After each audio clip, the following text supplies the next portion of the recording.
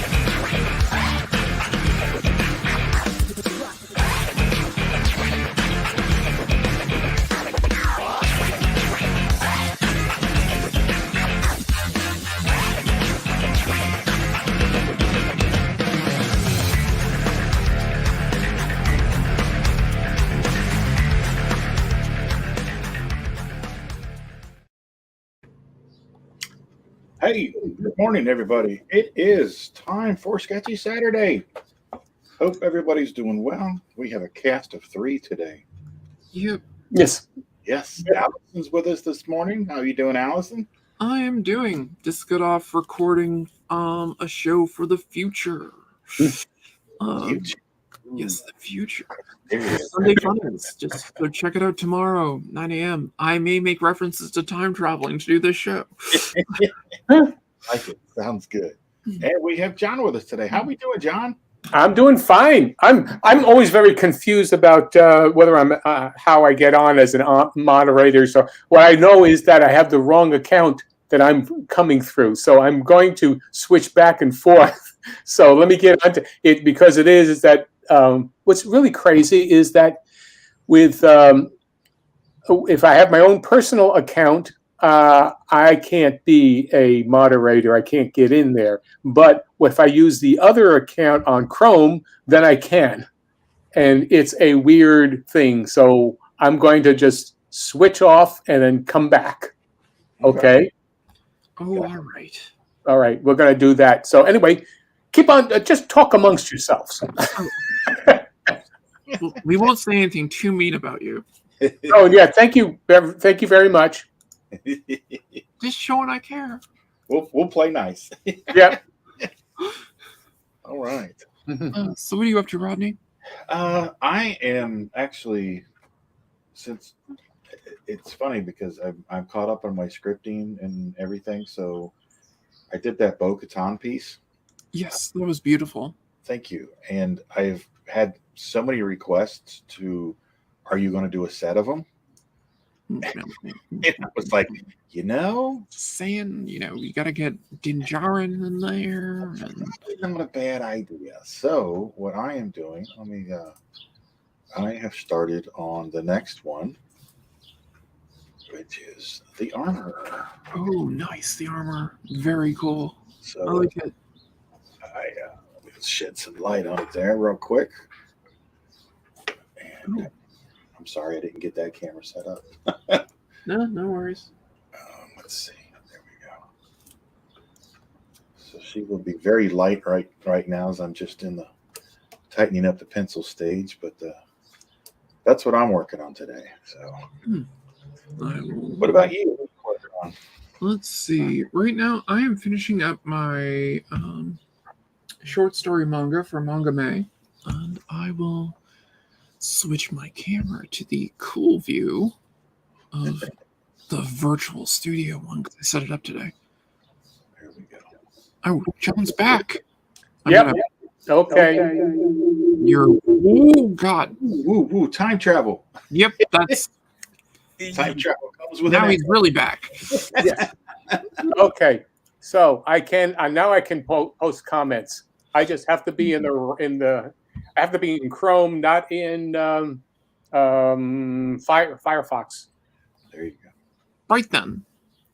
Where is that's not what I want. There it is. Virtual camera. There we go. And my little head is squished. Okay. Actually. Now tell me a little bit about Nightmare, because I saw your posts of that earlier this week, and I was like, what is this cool stuff? I'll go over it 1 second. I want to make a quick adjustment to my OBS here. Okay. Let's see.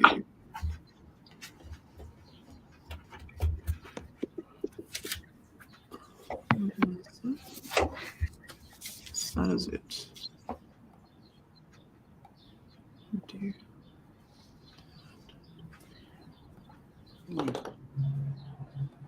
There we go. Okay, now I'm not being blocked by my face. My face is not being blocked by my name.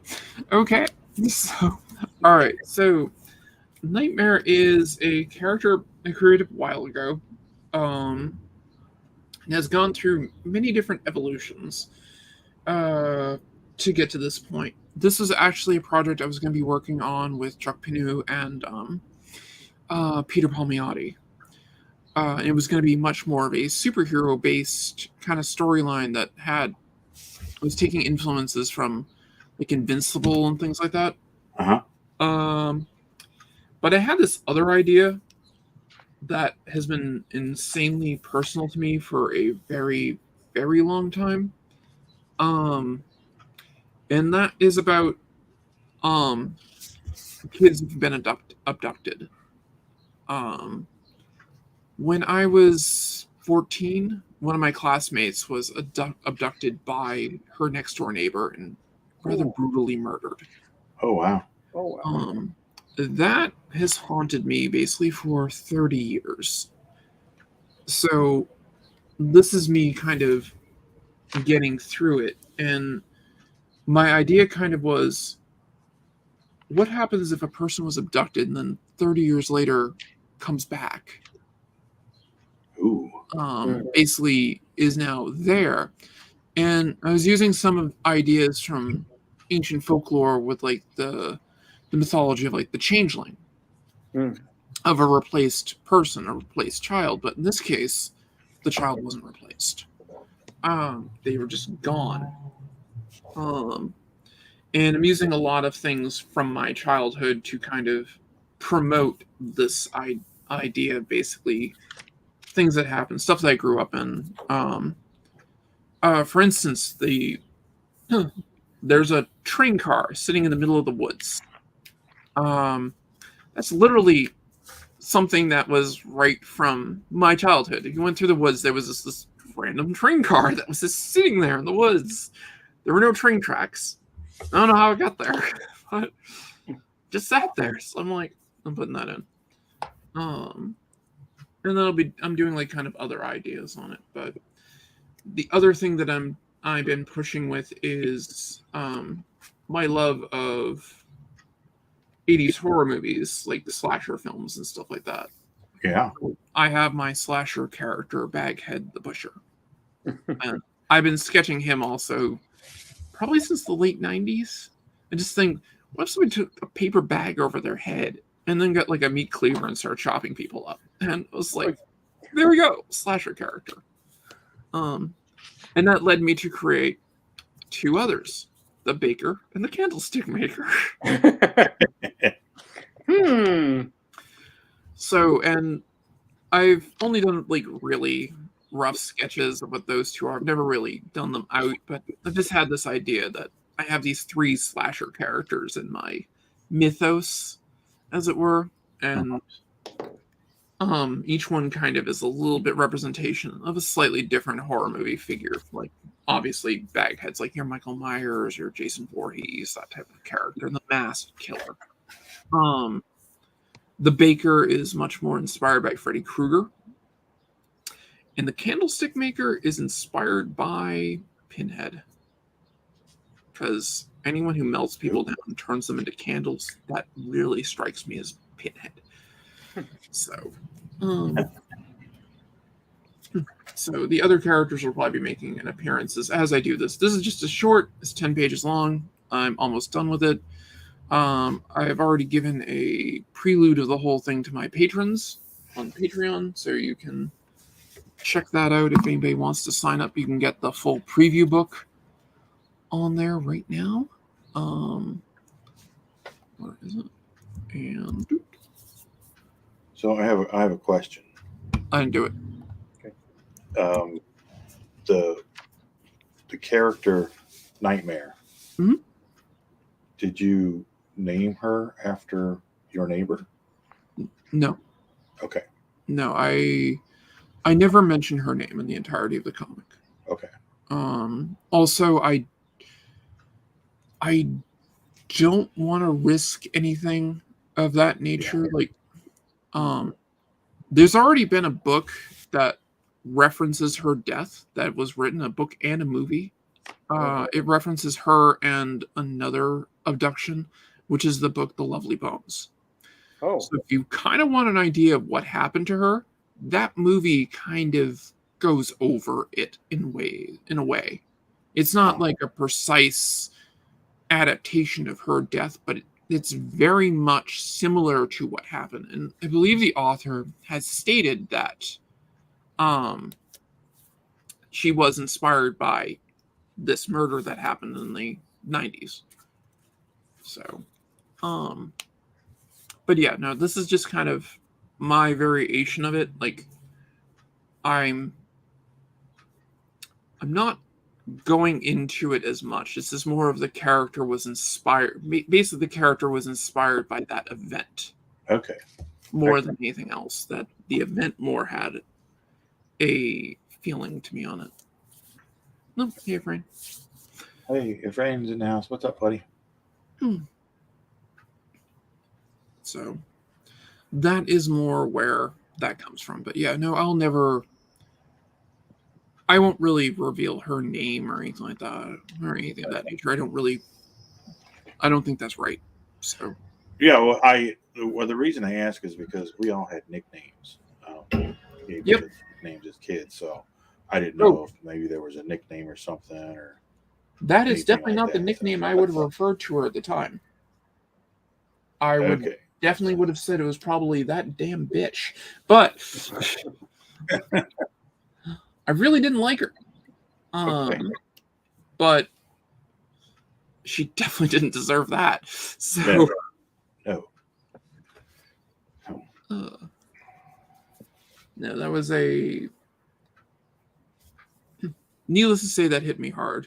And there's a line from The Crow that has always stuck with me because of that event. Which is, was it childhood ends when you know you're going to die? Was it? Yeah, childhood is over when you know you're going to die. And the movie has it slightly differently. With the way they say it, but it's basically the same thing. But yeah, that's my dedication at the beginning where I had the quote. But the idea of nightmare is it's kind of every parent's nightmare. Oh yeah. Mm-hmm. So that's more where it comes from. And I will say that that is probably the event that cured me of my Catholicism. So, yeah.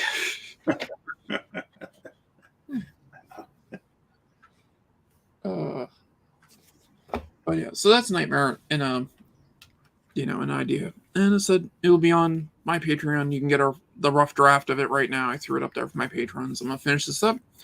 Also, there will be the new update to Prototype 0 will be up later this month as well. So the next chapter portion of that will be up too. I'm drawing a lot of comics this month. That's great.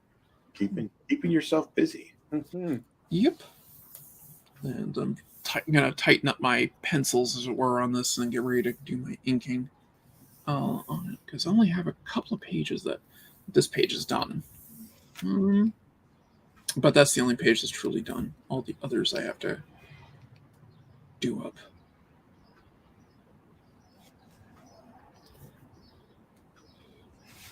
I'm looking forward to really working out this panel where I have Baghead charging in. I'm channeling my inner Kirby with the way the hands out and everything. Oh, very cool.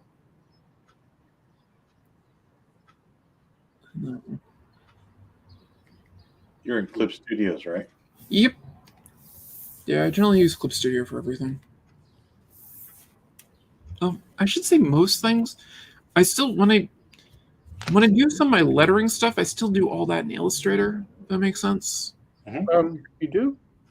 Well, I don't, like, when I'm doing sound effects and stuff like that, I do a lot of that. I build them all like in Illustrator, and then I import them in as basically vector art. So I have a library that I pick from. It's like, oh, yep, I got this. I'll throw it in, and I have lots of stuff. I like to hand letter my sound effects. I can appreciate that. Yeah, I enjoy doing that.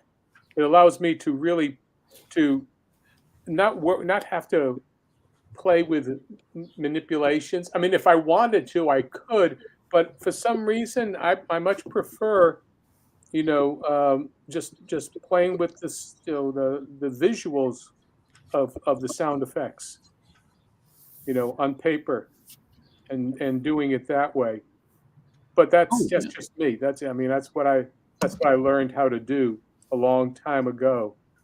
Oh, I have my Ames lettering guides sitting around and stuff. I've definitely played with the traditional lettering whole thing. I do like to draw in my own sound effects sometimes. One of the reasons that I use vector files actually is okay. So this right here, which is one of the pieces I posted recently. I'm taking a narration course at the Kubert School, and one of our homework assignments was draw a fight scene. And I'm like, I'm already working on that. So I finished this one up and submitted it. And it looked a bit different when I originally did it. I had the where is it? This character here, the butcher character, come more flying out, and he was breaking over panels and stuff. And Emma was like, I'm being taught by Emma Kubert, and she's like, I would put that kind of more behind because it's blocking a panel a bit. I kind of had wanted it to block the panel. Like, that was one of my thought processes. And the other thing that I was trying to do is I had this H here framing this eye, trying to kind of call to it over to the panel. And but she was like, pull it back and make it so you can kind of see it. And she wanted like more of an emotion scene on the character in this panel here instead of our back shot. But I really wanted this whole idea that you have like the top half of the butcher here, and then this is actually basically, I drew out as the character was standing here and set the perspective between these two panels so they kind of connect. And I did a lot of work on that. I'm keeping it. So. You see, now there you go. There's a difference between what your vision is and then somebody else saying you should do this and you do that. And do they explain why, or is it, what was it that was the explanation why you should make your change? Basically, she thought it would tell the story a bit better and give more of a facial focus on the girl. But I'd already had pages setting up to that. Yeah. So I was like, I'm just going to kind of keep it this way because I already show her emotions. And I'm actually, like, there's something I stuck in here, like, in her eye in this panel. I specifically made I put a skull in where the reflection usually is. And I'm actually going to probably change up the eye a little bit more to make it start to look more like the these eyes. Okay. But I haven't gotten to that point yet. So this is just my tight pencils, but not my done. The page isn't done, so how big is the final piece going to? What's the page dimensions in the final printed? These are manga pages, so they're designed to be shrunk down to the tankobon size. Right. Yeah. So we're talking about 5 by 7. Mm-hmm. Yeah, something like that. Yeah, something like that. The only thing, I mean, the only thing I would say is, does that read in? Well, this is a 2-page spread, right? Yeah, it's a 2-page spread, and I have printed it out at the size to look at it. Mm-hmm. To get kind of an idea to make sure it reads right. Yeah. And that's one of the other reasons I'm going to be making a few other adjustments to it, because I'm like, all right, this is still kind of lost a little bit. I really want that to kind of be seen, but I want it to be subtle. So I'm going to change up a few things with it to make it more readable, printed out. But yes, I did take that into account. That's one of the reasons I print my stuff out, to look at it. Yeah. I was just going to say, because I was looking and say, okay, because I am new to manga, and there are some things that I bristle at, and but that's just a taste thing. Yeah. There are some times when there is so much going on in each page, and each panel is so jam packed with stuff that I look and I say, okay, there's no breathing here. When they're first published in like the magazines, they're bigger, and then that's where I always keep looking for, where are the magazine size that you can get to see what's going on. Well, you have to. The only place I've ever gotten those were basically I've imported them from Japan. Okay. I haven't gotten them in the States. I haven't found a place to get them. And I think that's, to me, that's something that I really was hoping to find, is the actual original sizes, because it makes sense that you could read all that, but in the smaller, which is basically about half the size, I would think. Yeah, it's they are a lot smaller than the initial pages, because I mean, when I'm drawing these are very similar in size to your standard kind of 11 by 17 comic page. These are B6 size, which is slightly smaller, but I mean, I could shrink these and turn them into comic size pages and they'd be fine. Right. It wouldn't be 68% the size of it, more like probably 72. Mm-hmm. I'd have to look. I'd also just put in the dimensions and do it that way. Right. But the other funny thing about this, though, is I posted on Facebook, and I was like, yep, I made some changes, did this, and then Eric Larson commented on it. He's like, he's like, your lettering here shouldn't be covering her foot. And I was like, wait, what? He's like, there's this so much like empty in that panel, that big panel, that it shouldn't be over her foot. I'm like, wait a minute. Like, oh, crap. Because when I adjusted things, I had the art. I moved the art around a bit, and this everything feels box was sitting over her foot, and I was like, oh god. So I went and started fixing it. Then he literally posted, I would do this, and he posted a screenshot of how he'd move it around. Yeah. And then I put a picture up, and this is what I did to move it so far, and it was the same thing he did. And then he suggested actually turning the smash thing I have in the background to make it more like on a curve in here. And I was like, he goes, hopefully it's not that hard to do. And I was like, no, I think you're right. I think it should be like that. And since everything's a vector image with it, I can just take it and turn it. And actually, each individual letter is separate. Mm-hmm. So I can you can adjust all that. Yeah. So then I turned it, did that, and he's like, I hope I didn't offend you or anything. I'm like, no comment anytime. It's like, there he is. He sits down and says, okay, you should do this. And so there's a reason. I mean, it's good to have somebody who has sold a few books to let you know. Just a little bit. I mean, founder of Image Comics. Yeah. There you but go. the fact that he took an interest in my art, I was like, Yeah. holy crap. Yeah. I mean, I've been friends with him on Facebook for years. He's commented on my posts before, but never with my art. And I was like, okay, this is cool. And I like completely agree with him after the fact. I'm like, yeah, that really should be like that. And I really like the way that looks. And one of the things I actually get some of the most compliments for is my little silhouette fight sequence at the bottom. Everybody really likes that. Yeah. And if I can slip a silhouette shot into pages, I do it. One, it's easier. Two, it's just I like that look. So yeah.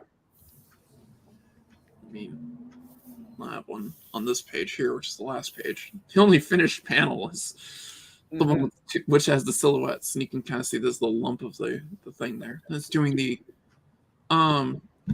typical slasher villain thing and standing up.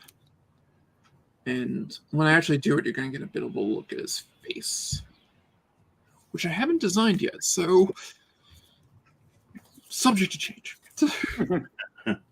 I've never drawn. At one point, I was thinking that there's just this blank area underneath the head, but I was like, nah, I want to put a head in, put a face in.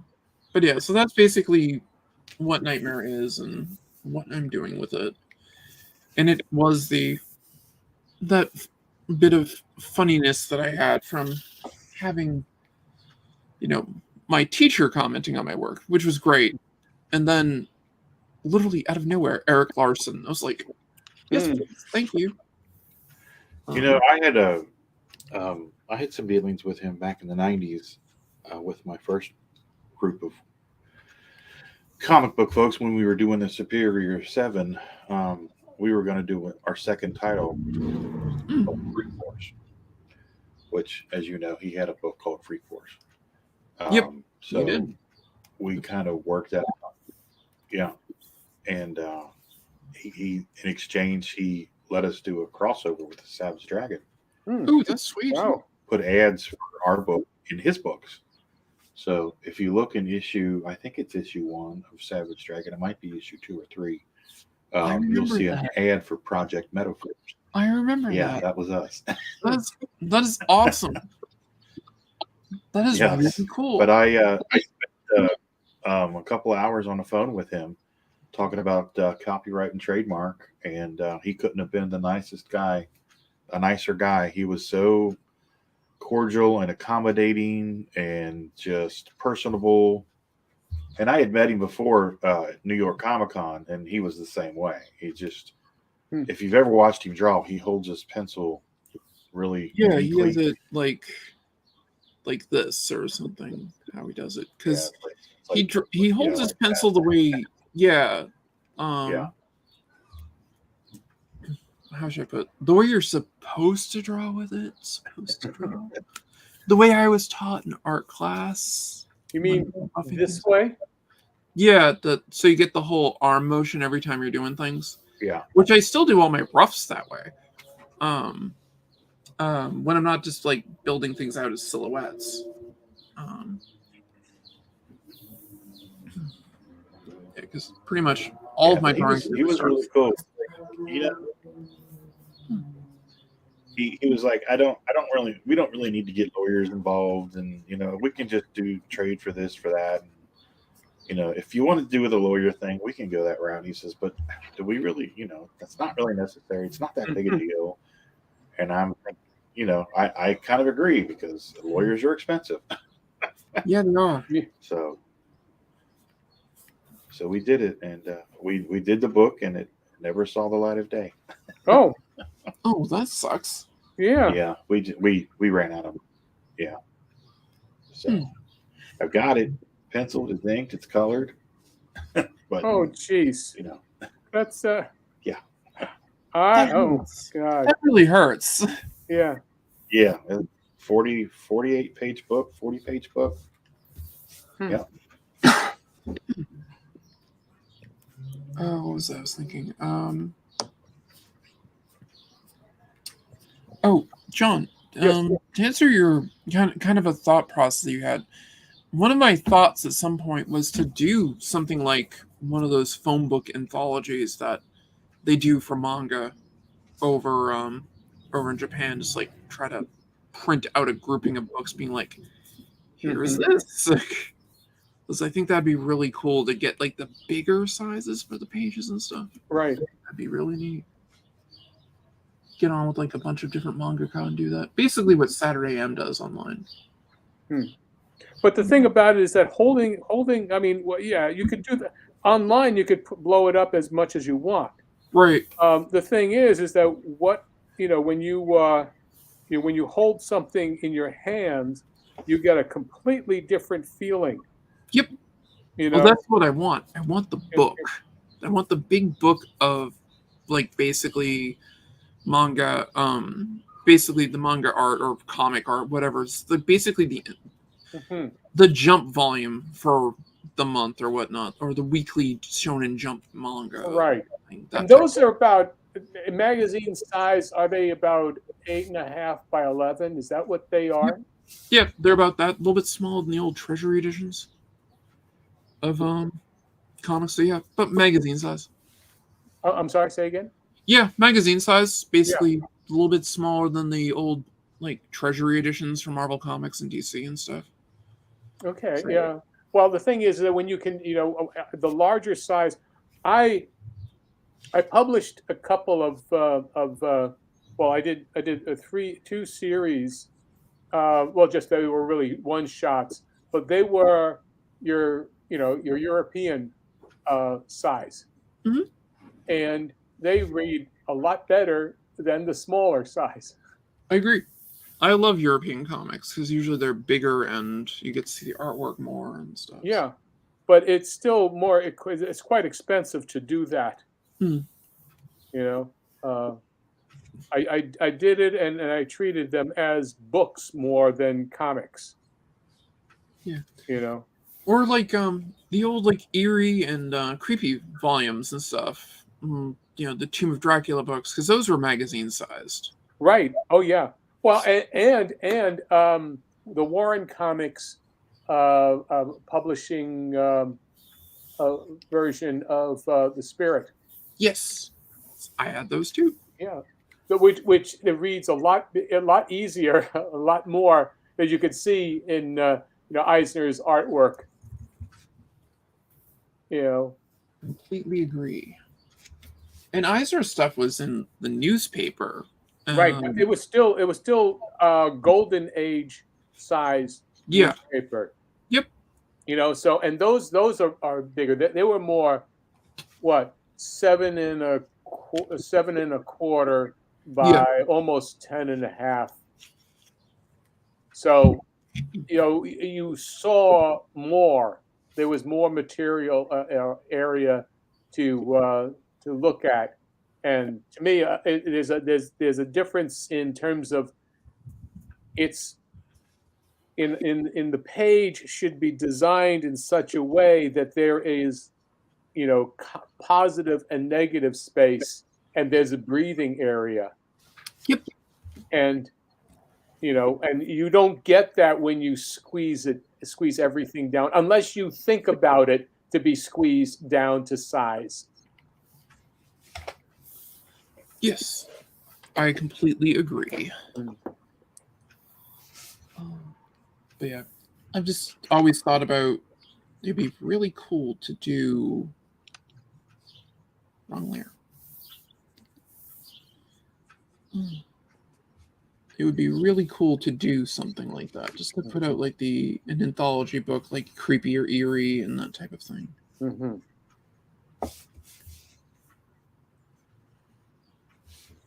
Yeah, I've got some another idea for it's a cryptid book, but I have been given a limit of things that I'm allowed to do right now, just because everything that's going on. Yeah. We have enough books. There is no limits, Rodney. No limits. Oh, believe me, it keeps talking to me, so I keep writing stuff down. Well, that's basically what this was. Is I'm just like, I need to do something with this, so I just did the initial 10-page setup for the story, and there it is. I have that out of me. I can move on and go back to it. Right. So yeah, that was. Guys, between the D&D stuff that I do, with my friend and I have Fiend Factory Productions, and we do D&D monsters and things. So, and my one-page character stories I do for people for their D&D characters and stuff like that. It takes up a lot of my time. Oh, that's cool. Yep. Yeah, I occasionally get those folks at a show that have me do their characters as a commission, and they're the most particular people. Yes, they Oh are. yeah, yeah. You're working for them.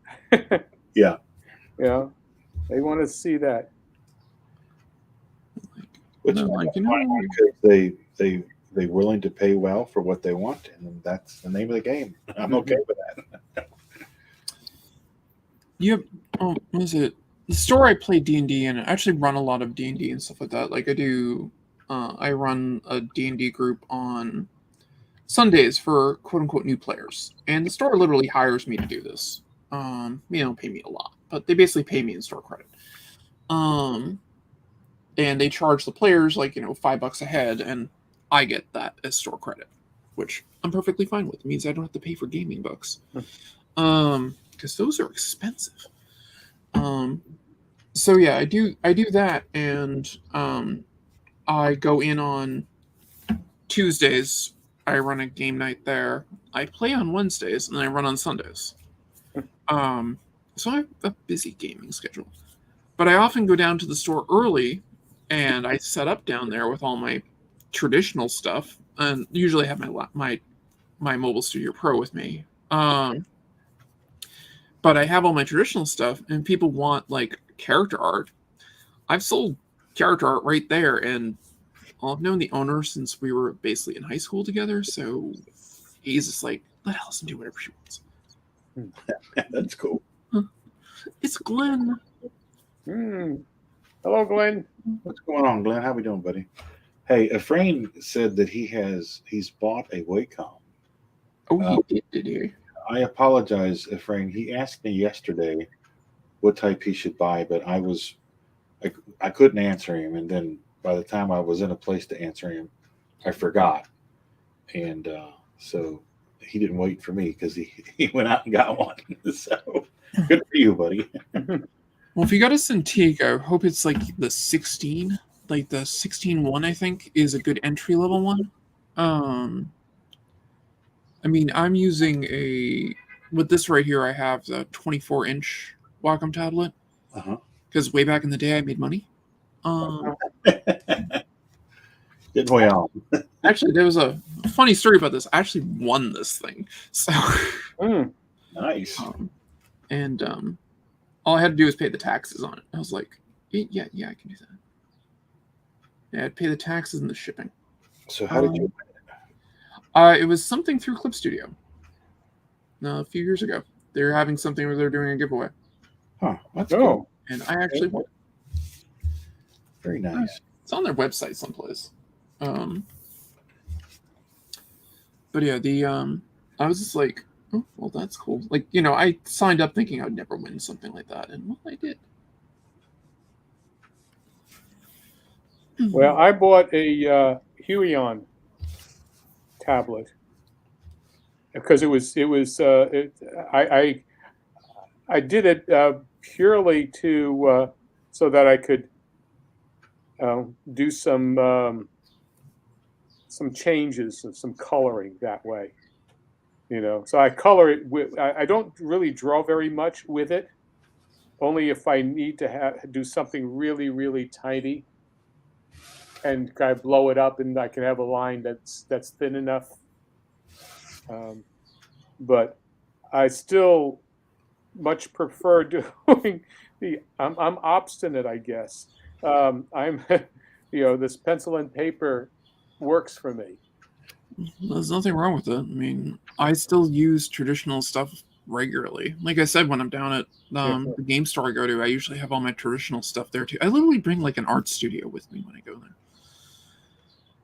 And then I have my Mobile Studio Pro on top of that. Which that was a gift. I didn't pay for that one either. So well, I kind of think of saying, okay, I have a piece of artwork here that if somebody wanted it, they could buy it. Yep. And say, okay, this is it. There's nothing. No one else has got this version of it. And I don't need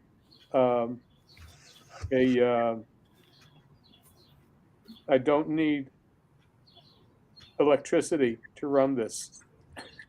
That is true. I mean, with me when I'm working digitally, it's the convenience factor for it more than anything else.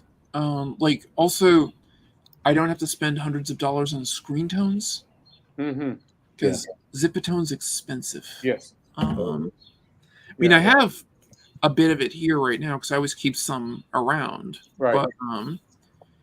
But also using the X-Acto knife, my hands don't work as well as they used to. So. Yeah, you need to be able to fillet your chicken cutlet with your surgery. You're doing surgery with it. Yeah, my MS took the feeling out of my hands in a lot of like I don't have feelings in my fingers and palms. Well, actually, I have it a bit in my palm, but my fingers are very numb.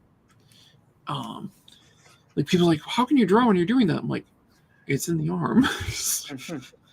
Like, and I do know one of the things that the other benefit is when I'm doing like my ink work and stuff like that with the digital, I can push on it to get I can hit the undo button in case I have to do the stroke a bunch of times to get it to the right line weight.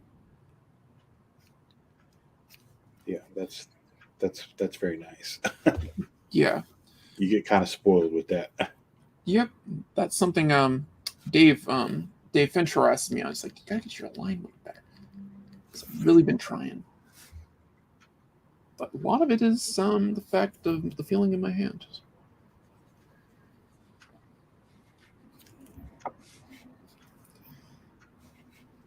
And I'll admit a little bit of laziness. He's like, your storytelling's great. You gotta get your line weight good. Yeah, that's the thing. A lot of people don't understand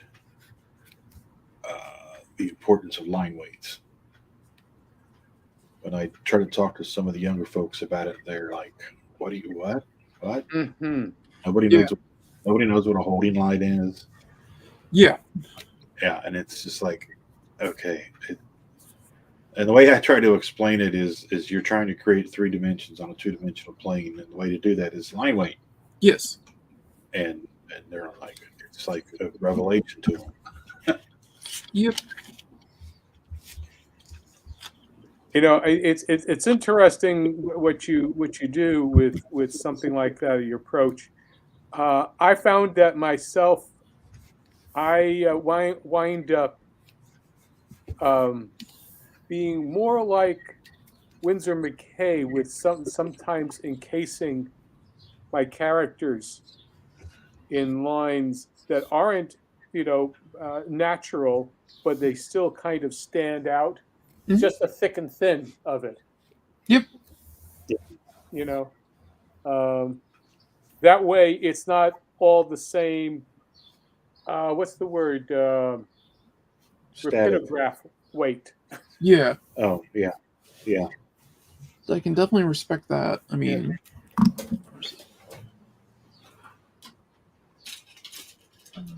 I really want to. Yeah, I've got when I really want to go to town, I got my Series 7s right here. So, my Winsor Newton Series 7s. When I really want to break out the fun.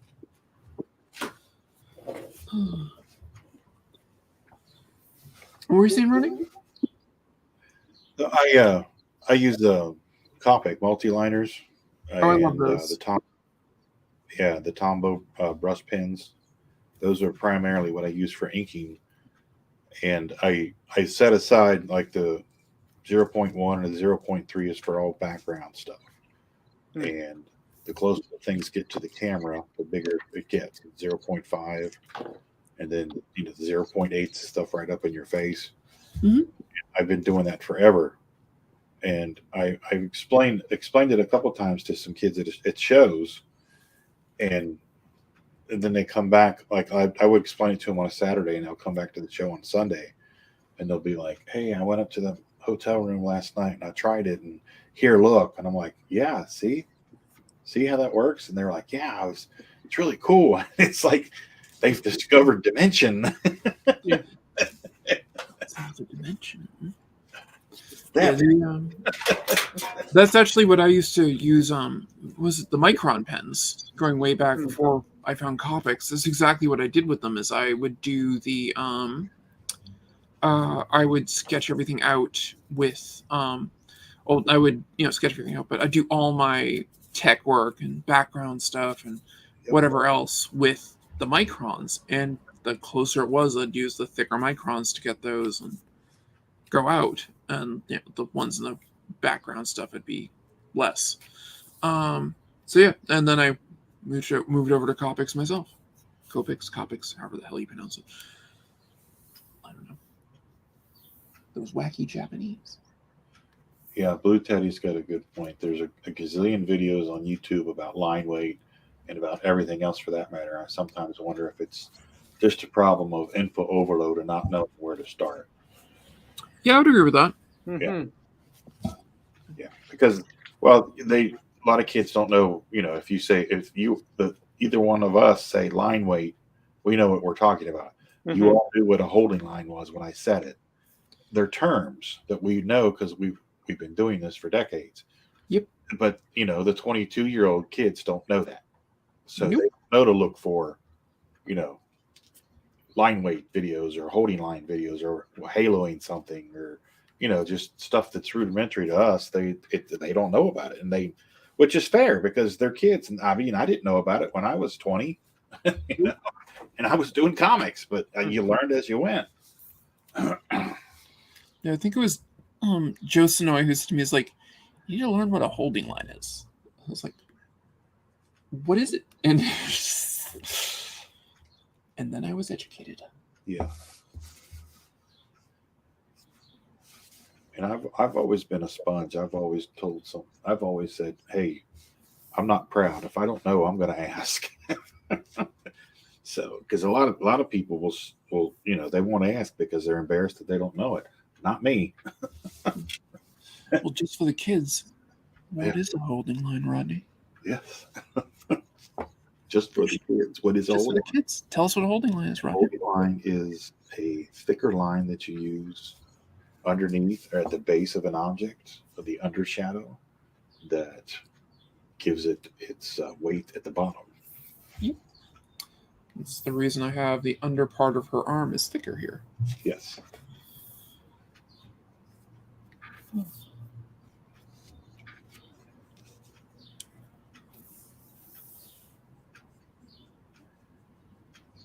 And that's actually, for me, one of the funnest parts of doing shows is kind of teaching the kids.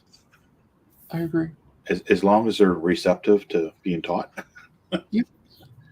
Because there are those that don't want to listen, and no matter what you say, because they're 20 and they know everything. Well, when I was 20, I knew everything, right? Yeah, me too. So, but yeah, it's fun, and they have kids come back in a couple of years and, "Hey, do you remember me?" And they show me their stuff, and I'm like, "Wow, yes." That's very rewarding because I've never met a stranger. I love teaching, showing stuff and just being part of it all. It's fun for me. When a couple of years ago when I was on Jimmy Reyes used to do his open Drawstream like every Friday night, and we had somebody come on, and they're like, "Jimmy, can you critique this?" He's going through and he's breaking it down. He's going over everything, and he finishes up with it, and he's like, "Okay, yeah, I completely understand." I'm like, "Yeah, but you missed one thing. What? The huge freaking tangent right here."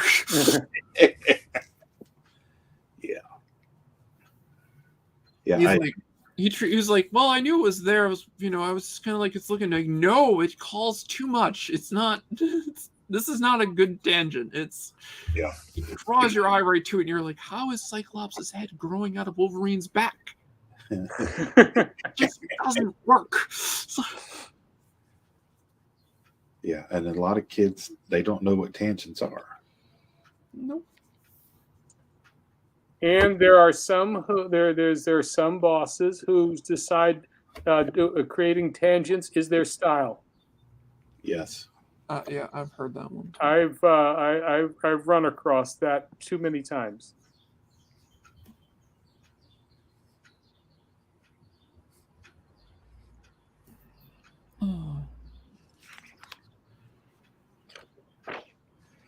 Yeah, I've worked with a person.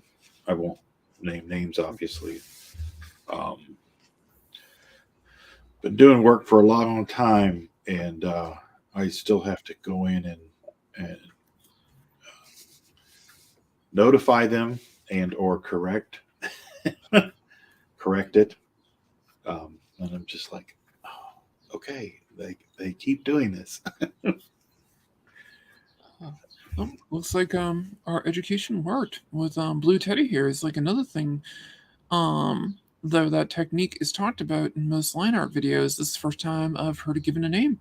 So yeah, that's the holding line. Oh yeah.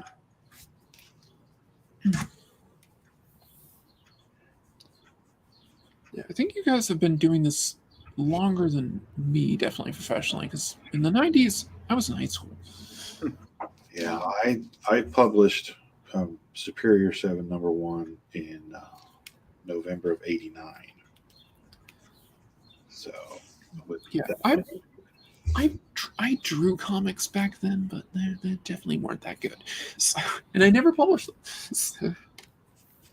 I actually have we have some foundation work that needs to be done here in the basement again. So we've been getting prepared for it and moving stuff from one side of the basement to the other. So I've gone through. I have an area on one of the shelves of everything that I've worked on, because you get comp copies of stuff. And I was moving that stack like a couple weeks ago, and I'm like, wow, that stack's gotten pretty big. I was flipping through it really quickly. I was like, oh, I forgot about that. Oh, I did that. Oh, okay, I did that too.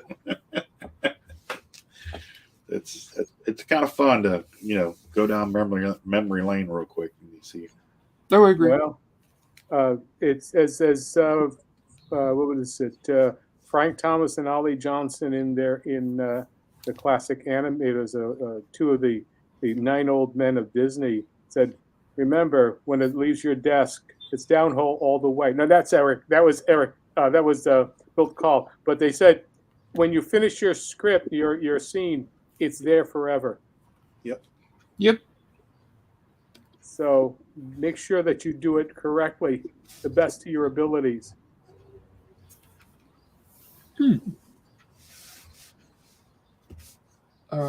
old men in Disney, they were masters. Yes. Beyond any doubt. They were some of the greatest artists. Oh, yeah. They were performers. Oh, God, were they?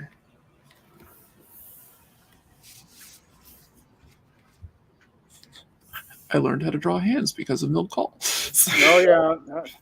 Now, the thing is, you learn the process and the reasons and such, but don't and I'm not talking about you. I'm just saying you don't copy it. Understand it and learn and put your own touch, so to speak, into it. And that's the thing that imitation is great if you're learning, but then go on and develop your own. Yep. Yeah, And I've always found that hands can be as much as expression full as a face. Oh, Yeah. Oh yeah, definitely. well, I'm Italian, so I'm gonna tell you. You talk with your hands. Yeah, good. John here That's talking with his right. hands. You talk with it. It says, eh. Forget about it. John, I get yelled at all the time because I like to write my pitter patter characters and the doghouse characters. Yeah. With that Mel Blanc Brooklyn-esque type of dialect. Uh-huh. And Tina yells at me all the time. Nobody understands it. And I'm thinking to myself, yes, they do. I don't understand it. Well, you don't have to read it. Yeah. Exactly. But that idea. It's that's all interesting. That's kind of like the. I mean, Bugs Bunny was basically a cross between a Brooklyn and a Bronx accent. Yeah. Yep. That's true. Yeah, Nita, she's going to yell at you anyway. Oh yeah, and Blue Taze. It's one that even in informational videos people tend to use without explaining what it means. So yeah, so they'll say holding line, but not explain it. Interesting. I remember. That wasn't Nita. When I was a kid, and I grew up with just a mother. There was no father in the house, and I would get my comic books, and it would say drawn by John Byrne, embellished by whoever, and I used to ask my mom, what is embellished? I mean, I'm talking like I was 8 or 9 years old. Mm-hmm. I had no idea what embellished meant, so I got the dick. Remember the days when you used to go grab the Webster's dictionary? Yeah. Yep. And I look up embellishment, and I'm like, okay, it's still. And I was too young. I had no idea. So I remember doing that. Every time I see that in a comic book or we talk about inking, my mind goes back to 9-year-old Rodney trying to figure out what embellishment meant. It made saving the pencils, adding more to it. Yes. But that's a Jack that's a Stan Lee thing. Oh yeah. I mean, the words that were there to just, sometimes they get in the way of the story. Yep. But yeah, that was that was very Stanley because he did that with like everything. I mean, Jack the King Kirby, and he used to make fun of the letters. But yeah, the all that stuff. God, I definitely remember what does that mean? Go get the dictionary, kid, and look it up. That's right. Or the encyclopedia. Yep, I'd do that too. Because we actually had those things when I was a kid, encyclopedias. Oh yeah, dictionaries. My parents made me use the American Heritage Dictionary. And then they send you, you could get an updated version, added stuff because they changed it.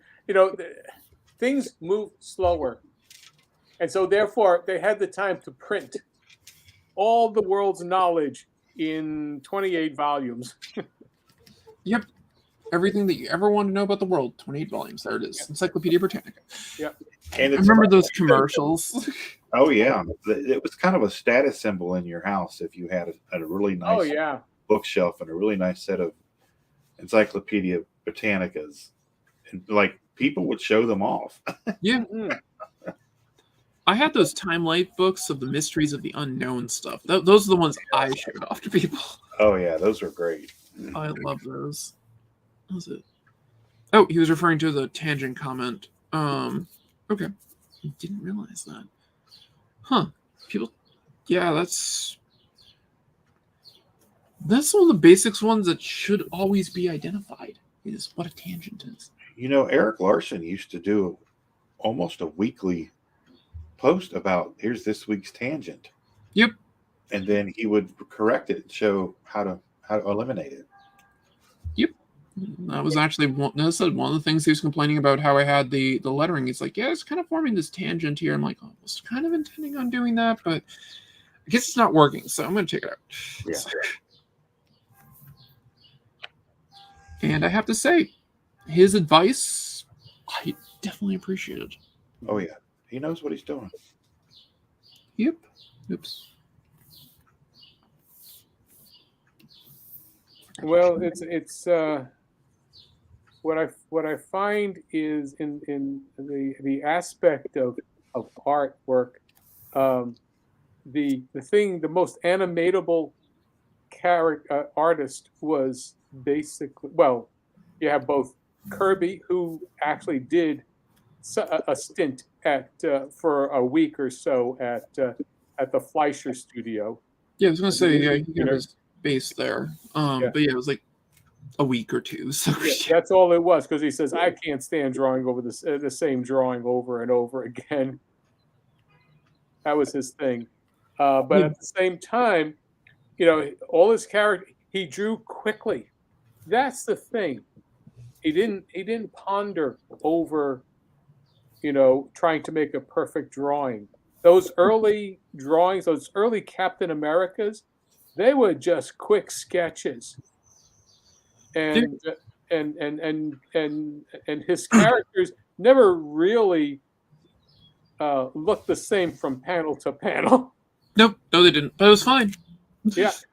Well, it's like with this right here that I'm doing. These are just fast sketches when I'm just kind of getting my layouts and breakdowns. Mm-hmm. They're literally the next step I do over my silhouettes. Yeah. John, do you know Alan Bellman? No. Are you familiar with Alan Bellman? No, I don't. No. I do not recognize that name. Did Rodney freeze? Yeah, he did. Yep. No. Oh, he's holding I'm really here. there we go. Oh, Okay. Yeah, he's traveling through time. Glitch. Yeah, I just saw you move like glitching a little light bit. speed. So Okay. All right. Am I back? you're back now. Yeah. We were commenting on the Alan. I'm sorry, what was his name? How about now? I see your hand moving. Yeah, I see your Yeah, hand, you but guys you're are very pixelated. Yep.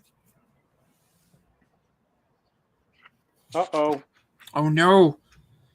Yeah, he's Are we good? stuck. Maybe. Okay, cool. Nope. Okay. We there? Maybe. All right. I was asking about Alan Bellman. Yeah. Mm-hmm. Yeah, And I wasn't. I'm I'm not not familiar familiar with the name. I might Okay. actually. He was one of the original artists with Joe Simon and Kirby on Captain America. Okay. Oh, okay. And he would come to the Cincinnati Expo quite a lot. And actually, I've seen him in Baltimore and a bunch of shows. But he was like, I think he was 92, 93 years old. And his wife, her name was Roz, and I think she was a year younger. And God bless her, she'd come in a Wonder Woman costume every year, and Awesome. it's just the cutest, sweetest couple. But I used to watch Alan do Captain America, and it was exactly what you described with Kirby. Everything was really quick and fast, and he was a talker, because he was from Brooklyn, and he would just sit there and talk, and I would stand and draw, and I would stand like kind of back and watching and just listen to the conversation, because I was just in awe of it. Mm-hmm. And it was from a whole different world, because there was no hesitation. There was absolute confidence in every stroke. And it's like, yeah, that's probably exactly how him and Kirby and Simon drew that stuff back in the day, because it had to get done now. Very quickly, yeah. Yeah. That's the thing. There was no if, ands, or buts about it. You had to do something. Yeah.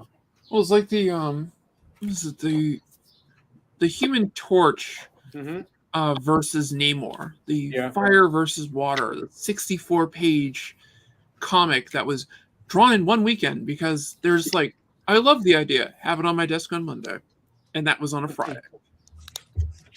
Yeah. Literally a guy who would set up his studio in the bathtub. Yeah. Well, that's it. They were all it was a factory. It was a shop. That's how they were termed.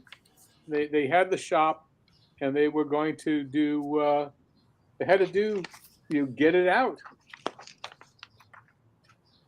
Yeah, and I've always tried to create a bullpen type atmosphere with the studio. I had it for a very short time in the early '90s, and it was I enjoyed it so much because it was so productive, and the energy was so contagious. But it didn't last. I've always wanted to do the bullpen kind of thing, like have like a virtual bullpen. Because you can do it now. It's like everybody jump in, work on their comics. Yep. Something like that during the day. I love that idea. Yeah, I mean you're right. It's now you can hang out virtually and you can ask questions like you couldn't do that back in the day. Well, now you can. Hey, I'm not sure about this. What do you guys think? And just go from there and just do that for hours. Other thing that I'll say about people when doing your ink work when you're trying to get that brush feel, it's fine just to flick your wrist, because you can get some pretty cool things with it. Oh, I always get that hook at the end, and it pisses me off. Oh, it drives me nuts. And I'll sit there and I'll yell, "Damn it, you hooked it again." Ah! So that's why I love digital as well, because I can just release the hook. Undo. Yep.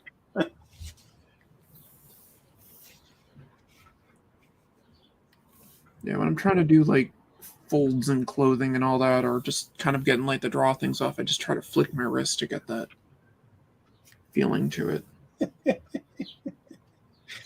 Oh, Nita's being bad. Yep. Love a confident stroke.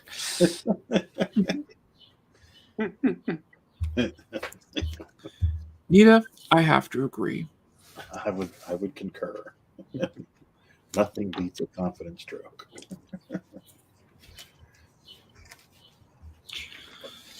I'm just trying to play around with my Might be the wrong. Was it the lettering for this book? I was going to say, are you playing around with your confident stroke? Oh yeah. I'm very confident. I am very confident in it. I mean, I look at it this way: it's doing a digest book or anything else. I mean, I never really did it that way, but if you're going to do something different, play with your logo. Oh, you're playing with your logo now. Got it. Okay. Yeah, I'm playing with my logo because my ego is okay. Best stream ever. I mean, oh God, Nita's like clapping in the background. It's great. Oh. I mean, look at it this way. I mean, if you've got that ability to do it and play around with it, do it. I mean, you've got nobody to answer to, other than whether you do something that's interesting. Just don't do it in public. But it's for public consumption. No, that's different though. Just don't do it in public. Well, I am, so that's okay. What's up, buddy? Oh God, Blue Jay's like, it took me entirely too long to realize what's so funny about confident stroke. Oh, good Lord! It's like Pre-coffee, I guess I can forgive it just this once. But, oh, I think it goes back to the time period where I would study Walt Kelly, all the worst people to study. and well, he was an animator. Oh yeah, he was amazing. And the thing about it is that he said, okay, he'd play around with his lettering. Yep. And say, okay, well, I'm going to do something with this. And I remember the idea of turn of the century lettering, where you'd be hand lettering everything, and so I'm thinking, okay, as part of the style of what I want to do with with the digital comic, is to create a feeling that you don't know what the cover is going to look like. Instead of having a standard thing, it's the spirit. The spirit's logo was never the same. Yeah, it was different in every single single piece he did, and I was just going to bring that up when you finished. That it reminds me of the spirit. Yeah, and Plastic Man. Yep, Plastic Man did that too. I forgot about that. I mean, it's all part of that group of artists who were, they just said, okay, I'm just going to do this, and just do it, And so, as long as it's legible, the thing is, you're making it fun and entertaining, and and make it work within the realm of what you're having. I mean, and give it a feel and energy. It just makes it so interesting. Yeah. Yeah. What was it with speaking of logos, the original logo for A Nightmare on Elm Street, I really liked the way that looked. I mean, they changed it to I would say it's more graphic designy, but the way the original block lettering were for it, I really love that. Like, it's one of the reasons I still have a copy of the original poster for the movie. Is I love the way it was designed, with the way the lettering was designed on that. Actually, when I made the Nightmare logo, the original way I did it, I was trying to make it look kind of like that, and I was like, I think I'll do this instead. And it ended up coming out more like the typical one, but I get my influences. Oh, I'm gonna have to go check that out. Look at that. Yep, it looks completely different. I also rewatched the original movie last night, so it's probably one of my favorite horror movies. Yeah, it was. I remember seeing it at a movie theater and thinking to myself, this is a little deeper than Friday the 13th. Yeah, because it's a fantasy film, the horror movie, that happens to be directed by a grindhouse director. Right. Hence why it has the buckets of blood, or rooms of blood in one case, that may or may not break your set. So,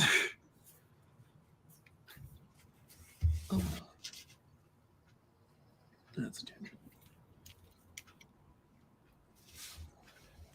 But yeah, I love the original, and the third one I liked a lot too, and the rest aren't as good. So.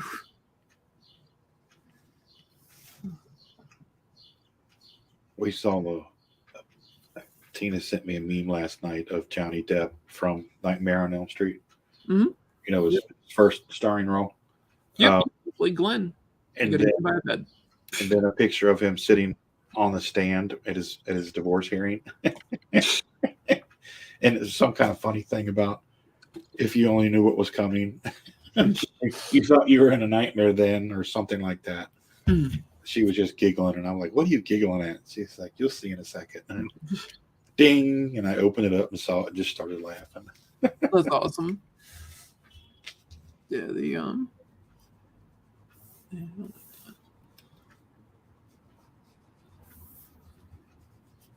damn it. I hate it when I accidentally select the background color with my tablet. Oh, that's always fun.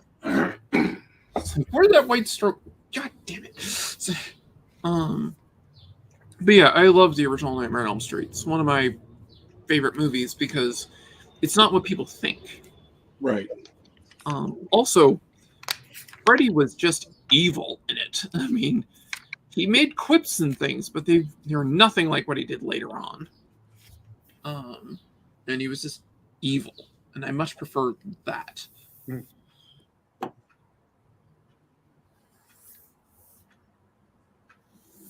Yeah, I enjoyed the fact that there was more of a story to it. It wasn't just I mean, Friday the 13th there was a story at first. Then it just became a slasher movie. Yep. Just mindless murdering, but Nightmare was a little more thought out, a little more cerebral. And I remembered, I think I was still in high school when we saw it at the movie theater. The genuine feeling of dread for these kids in this movie. Like, holy shit, what's going to happen? And it just really, really affected you. Yep. And the original place where he got the original idea for it, just like where he got the idea of dying in your dreams from, that actual thing that happened, to, I want to say it was from people who escaped Cambodia. That it was all men. It was all in this certain age bracket that would have these nightmares where they would literally die in their sleep. That's where I got the idea from. And the original Freddy was, well, he wasn't just a child killer. He was a bit more than that. But they edited that stuff out. They changed that because of some actual news stuff that was going on.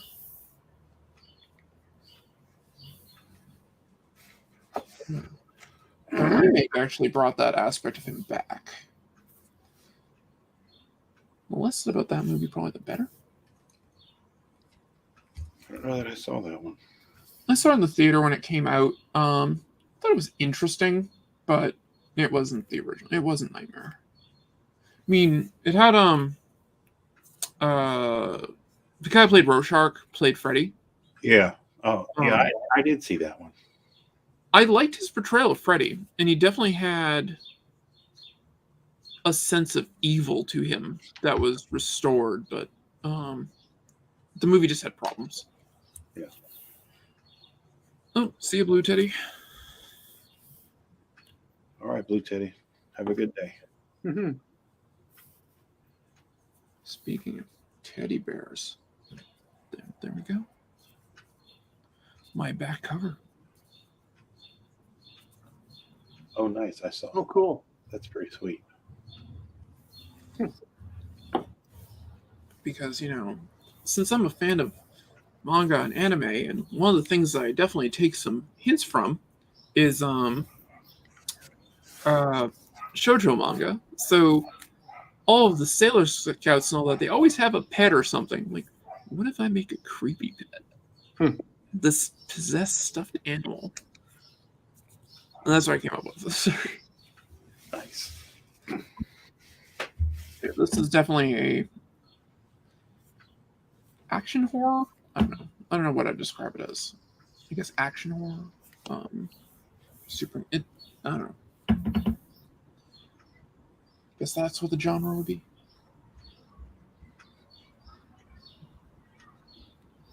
Definitely influenced by things like Nightmare on Elm Street, but also what's that?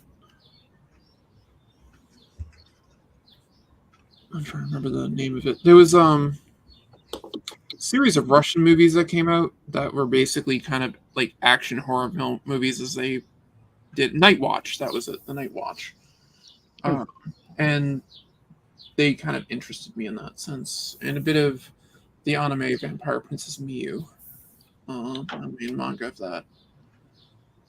So that was basically a creepy shoujo character. Yeah, that is a world that I know very little about.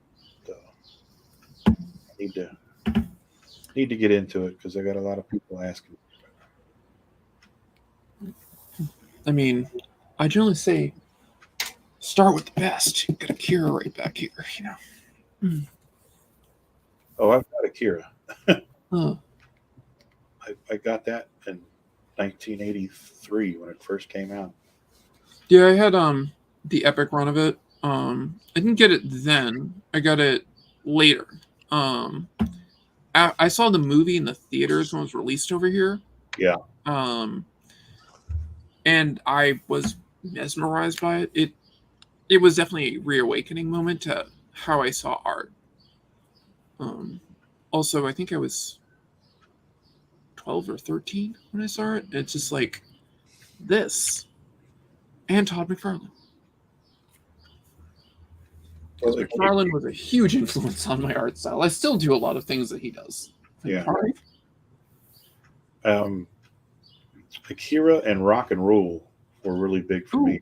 That was a good one. Back in the day, back in my junior high days. John's a little familiar with that. Yeah, I'm quite familiar with Rock and Roll. Yes. Is that one of the ones you worked on? Yep. Sweet. I like that one. Was a Bakshi? No. No? That's Nelvana. Oh, okay. Okay. I know I've seen it. I was just trying to remember who did it. So yeah. No, that's we unfortunately for us, we were pre the period of time when producers thought that you could make money with animation. That sucks. You know. What was the thing about I can understand Akira, but what was Rock and Roll for you, Rodney? Just the art, Uh-huh. the extreme cartooniness of it. I just love the style. I'm a big fan of a lot of the artists from Mexico City: Humberto Ramos, Francisco Herrera, those type guys that kind of established they were heavily influenced by manga, and they kind of turned it into, the Ramos look. And it just, now this was 10 years before Ramos, but it just, the style, the artwork, just the flair of it, Mock's just style really drew me in, and just everything about it, the music, the coloring, the tone, everything about it. I just it really resonated with me, because it was something that kind of had everything that I was into at an early age, where, a 12-year-old kid in Cincinnati, Ohio, it was something different than Spider-Man and the Avengers. And I was like, oh man, I mean, there was that, there was Akira, and then there was Wizards. Oh, Wizards are great. Yeah. Well, and that's before it was, but it was hard to find that kind of stuff in Cincinnati. Yeah. Because it just wasn't here. So, a couple years later, I found Fire and Ice, and then it just kind of opened my world to, I mean, I was devouring Robert E. Howard Conan novels in junior high, and, just looking for something. As much as I loved superheroes, I was looking for, stuff with a little more, other stuff, and Rock and Roll, and I'd always loved animation. And I just loved it. I just thought it was beautiful and stylistic, and just really dug everything about it. Well, I think what you were reacting to was raw energy. Yeah. And because we weren't doing Disney, and we were at the period of time between, let's see, what would you say? Robin Hood, which was, what was going on at Disney's. We were all in our 20s doing Rock and Roll. Yeah. I think the studio basically we were just above. We graduated from garage band, right. kind of energy, very raw material. And it spoke to me because it was different. You're right. It wasn't Disney. It was something cooler. Yeah. Well, we were all. I mean, basically, as I said, the people who were doing it. I mean, Robin Budd, who was doing Mock, I think he was maybe about 27, 28 years old. He was supervising the character, and so he redesigned it. Yeah. He designed and worked on it.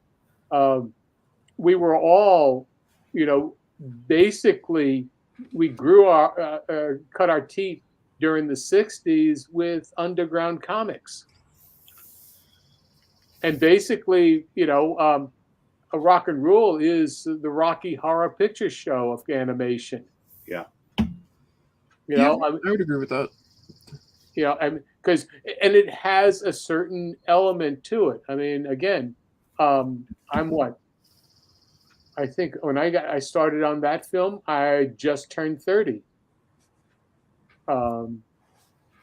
We worked and did things, and you had the energy of the music.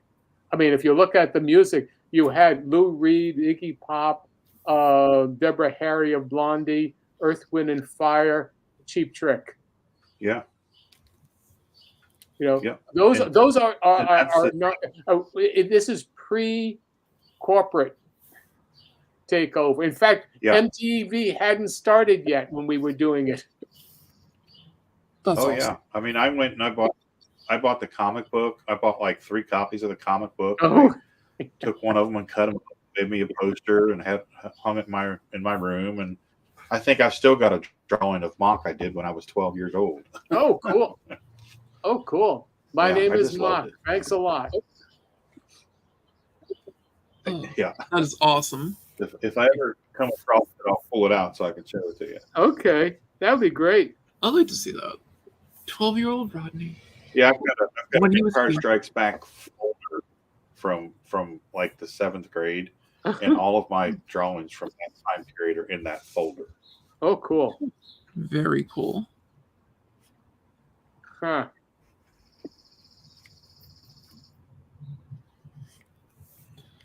Well, this here is my homage. One of my homages to the Spirit. Very nice. It's going to be. I approve. Very different from the other, and I'll keep doing it. I think it's much better to fit the lettering into the design of this versus trying to just have a block that's from issue to issue and just say, okay, this is the imprint. Yeah, I like it. I like that a lot. But then again, anything that kind of references the Spirit, I'm kind of for. So yeah.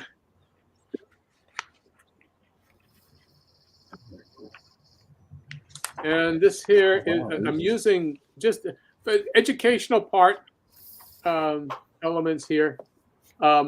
This here is the size of a digest comic. Oh, cool. Okay. Cool. This is the actual, it's the flat, it's 5.5 by 8.5.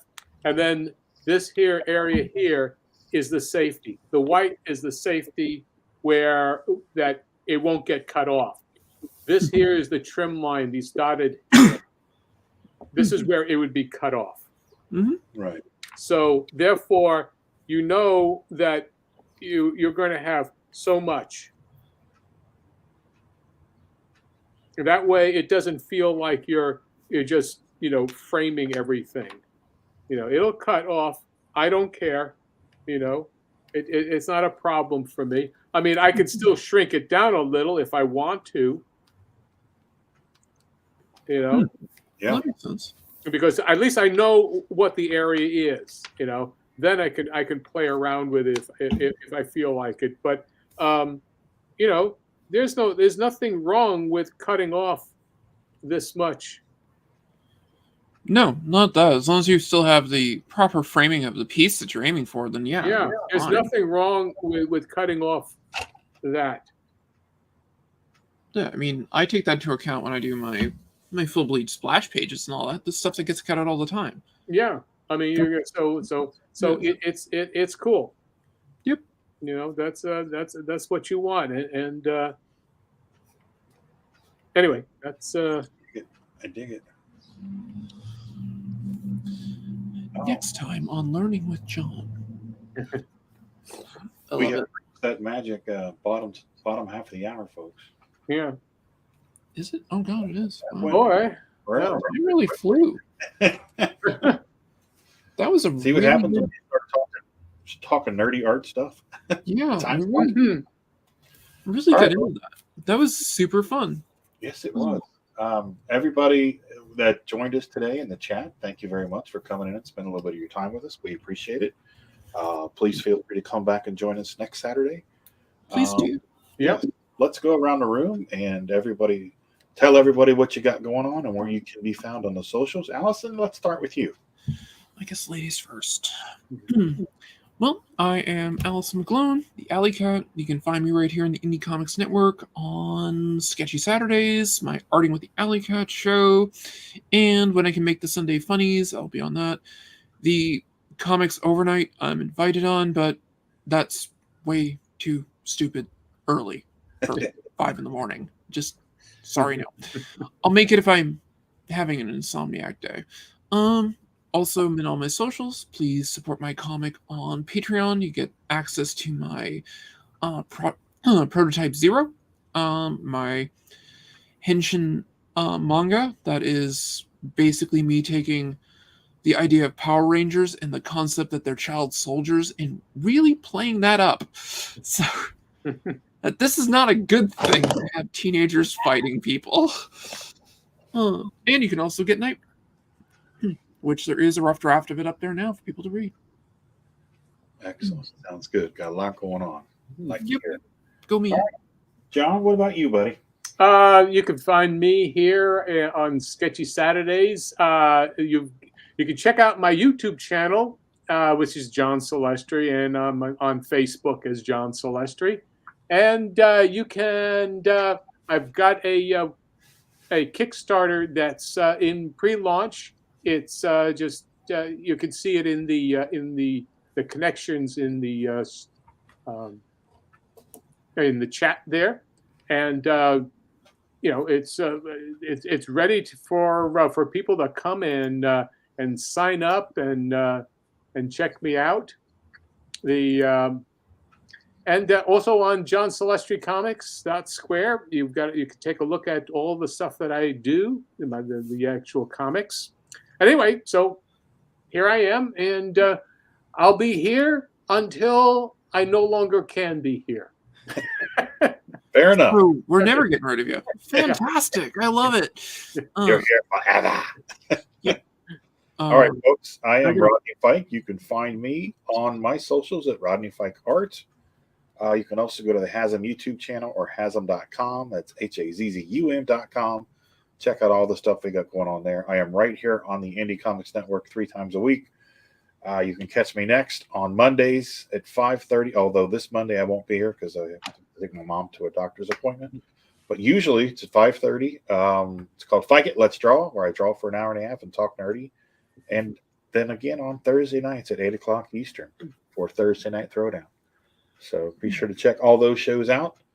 And once again, thanks everybody for coming and spending a little bit of your day with us. And for Allison and John, this is Rodney saying, so long, everybody. Take care of yourselves and each other. Bye-bye. Bye. Bye.